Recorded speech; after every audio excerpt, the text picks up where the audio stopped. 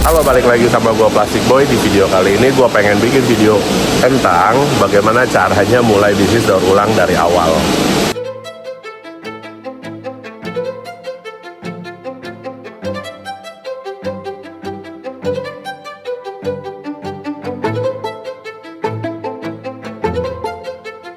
Nah, banyak juga DM yang masuk, dan sebagian dari mereka itu banyak yang kena tipu lah ya. Sebenarnya bukan kena tipu sih, lebih ke mesin yang dibuat itu gagal gitu sama si bengkel, dan mereka itu nggak bisa jalan pada akhirnya gitu. Itu kan rugi ya gitu.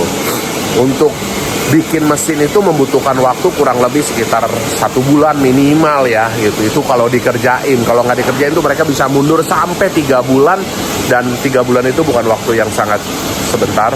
Itu kalau kalian tungguin itu waktu yang sangat lama. Dan kalau kalian punya keinginan untuk memulai bisnis daur ulang dan sedang membangun bisnis daur ulang, 3 bulan itu waktu yang sangat lama, dan itu operasional cost-nya akan membengkak ya, karena 3 bulan itu kan kalian nunggu, kalian mesti bangun A, bangun B, bangun C, gaji orang, nyari yang kerja, dan lain-lain, dan itu adalah cost yang harus kalian keluarkan. Nah, makanya itu banyak banget dari pengusaha-pengusaha daur ulang itu yang tumbang itu karena apa? Karena nggak banyak juga dari mereka yang punya uang lebih gitu. Jadi kadang-kadang ada yang uangnya pas-pasan, ada yang uangnya hasil dari minjam bank, dan lain-lain lah gitu. Makanya gue selalu pengen kasih tahu loh sama kalian gitu di konten-konten gue bahwa ini loh keseharian gue tentang daur ulang yang gue jalanin sehari-hari gitu. Keluh kesah gue, cerita-ceritanya, dramanya dari mesin, SDM, dan lain-lain.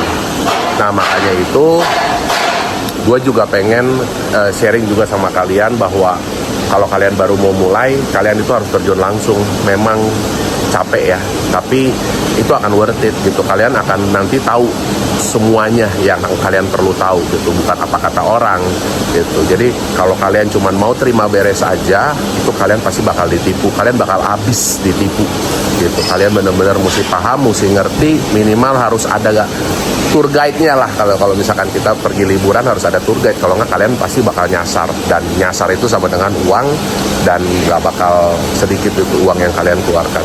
Kalian bisa hilang uang banyak. Dan yang kalian lihat ini itu adalah tempat yang gue persiapkan untuk gue taruh mesin gue gitu. Jadi nanti dia akan langsung naik ke dalam pipa itu dan langsung ke ruangan. Ini adalah salah satu mesin tua gue dan yang akan gue ganti ke mesin yang baru. Dan mesin ini sementara gue lagi nunggu yang baru, gue pakai dulu mesin yang ini untuk gue cacah kering namanya. Dan ini nih, dia dari sini naik ke atas, dan dia nanti akan masuk ke ruangan sebelah sana. Dan dalam bisnis daur ulang, untuk tim yang bisa ngebenerin mesin atau teknisi, kalian juga harus standby. Kenapa? Karena bila mana terjadi sesuatu, ya ini harus ada yang bisa benerin. Karena mesinnya kan nggak bisa berhenti, harus 24 jam berhenti sama dengan terus. Dan ini adalah salah satu produk yang gua bikin dari biji plastik gua. Dan produk itu adalah tali rafia.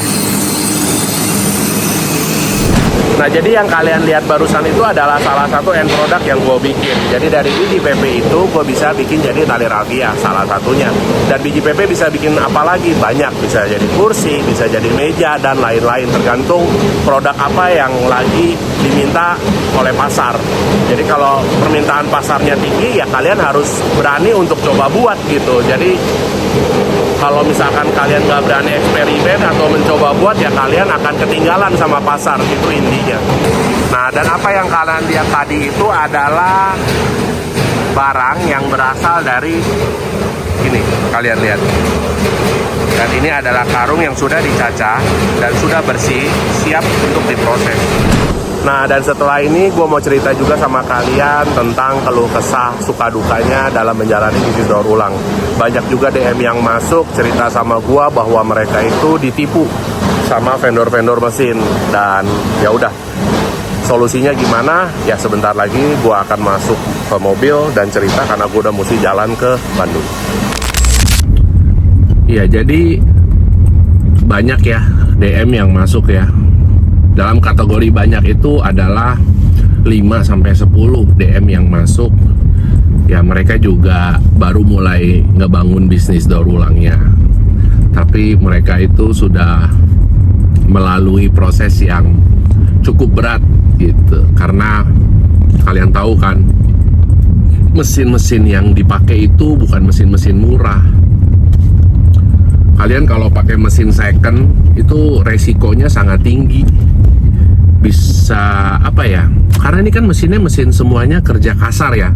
Jadi kalau secara teknik, sepengalaman gua, kalau mesin teknik itu semua ada umurnya gitu. Jadi kalau kalian belinya second, itu kan mesin udah kerja keras ya. Jadi pasti akan ada satu titik lemah di dalam mesin itu, sehingga mesin itu nggak bisa produksi secara maksimal, dan itu kalian akan hanya buang waktu dan buang uang karena tonasenya itu nggak bisa maksimal. Jadi kalau kalian baru mau mulai bisnis daur ulang, kalian lebih baik itu beli mesinnya itu baru aja. Mendingan dipersiapkan aja dulu gitu uangnya untuk bisa masuk budgetnya, jadi beli mesin-mesin baru gitu. Nah, kalau kalian nanya lagi sama gua, kok mendingan beli mesinnya itu mesin lokal apa mesin impor? Jadi gini, kalau mesin lokal itu banyak banget mekanik-mekanik yang belajar dari guru-gurunya kali ya, atau dari otodidak gitu. Mereka melihat mesin dan mereka melihat bahwa oh ini gue juga bisa bikin, dan akhirnya mereka juga bisa bikin sendiri dan kelihatannya sama, tapi performance-nya belum tentu sama gitu, karena mereka nembak aja kan kasarnya gitu. Tapi ada yang bagus nggak? Ada, bukannya nggak ada gitu. Jadi untuk cari yang bagus itu kalian butuh waktu, butuh doa juga kayaknya gitu kan, kayak nyari jodoh kan jadinya gitu, supaya bisa ketemu sama orang yang pas. Nah, sedangkan kalian mau mulai bisnis kan harus bisa mau langsung mulai, langsung jalan, langsung produksi, langsung menghasilkan, karena kalian sudah keluar uang. Nah, apa ya yang gua alamin, sepengalaman gua pada saat gua ngebangun bisnis daur ulang gua ini, itu gua pakai mesin lokal, dan awalnya gua pikir gua akan menghemat, tapi tapi kalian tahu nggak? Pada akhirnya itu gua keluar duit lebih banyak, gua makan waktu lebih panjang, dan ujung-ujungnya tuh bonyok gitu, boncos, belum lagi ribut, nyalah-nyalahin gitu. Wah, itu mah operator lu yang salah katanya, cara masukin barangnya nggak gitu ya. Wah, kan gua kan udah bikin mesinnya, lu kan pas gua bikin, lu pas nyalain udah jalan gitu ya. Berarti kalau misalnya sampai ada apa-apa itu di luar tanggung jawab gua dong. Nah, itu tuh orang lokal yang bikin mesin gitu. Jadi kalau misalkan kalian bikin mesinnya murah gitu-gitu ya, jadi susah ya untuk minta pertanggungjawabannya ya. Nggak semudah itu gitu, pasti melalui satu perdebatan, tunjuk-tunjuk siapa salah siapa benar. Duit kalian udah masuk gitu, mereka sudah terima uangnya, tapi mereka pun tidak mau bertanggung jawab sama apa yang mereka sudah bikin gitu ya, mesin itu gitu.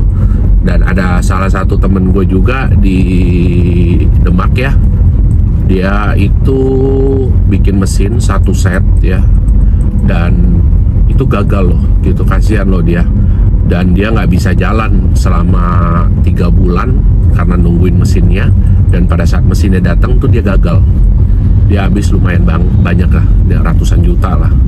Pada akhirnya apa? Pada akhirnya dia pakai mesin impor gitu, dan gue juga akhirnya mesin impor juga yang gue pakai gitu. Karena menurut gue gini, kalau pakai mesin impor dia sudah mass production, udah kayak bikin mobil. Jadi pasti udah melewati satu proses R&D dulu, research and development dulu. Jadi mereka bikin terus mereka tes jalan, mereka bikin, mereka geber, mereka hajar kekuatannya sampai di mana, ya kan, jenis besinya juga beda, besi kita sama besi mereka.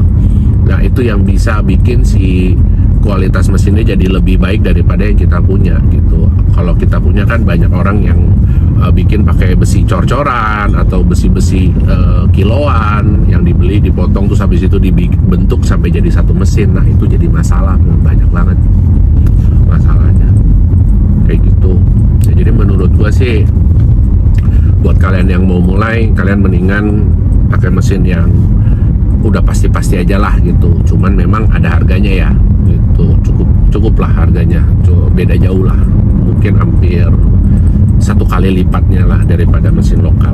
Tapi worth it gitu, bisa kepake mesinnya, bisa ada tonasenya.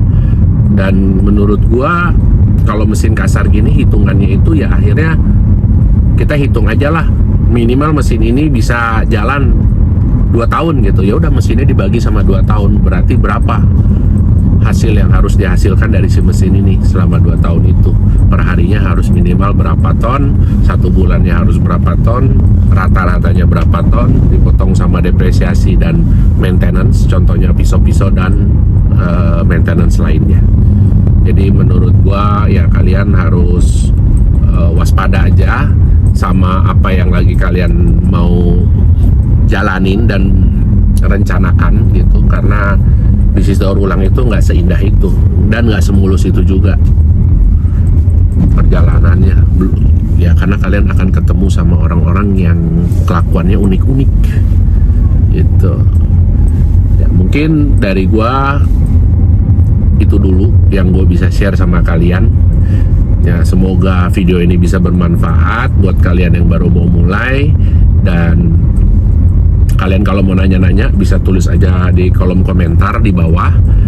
Nah di situ nanti gue bakal kasih info lah sama kalian apa yang aja yang kalian perlu tahu. Kalau misalkan memang kalian butuh saran dari gue ya gue open orangnya.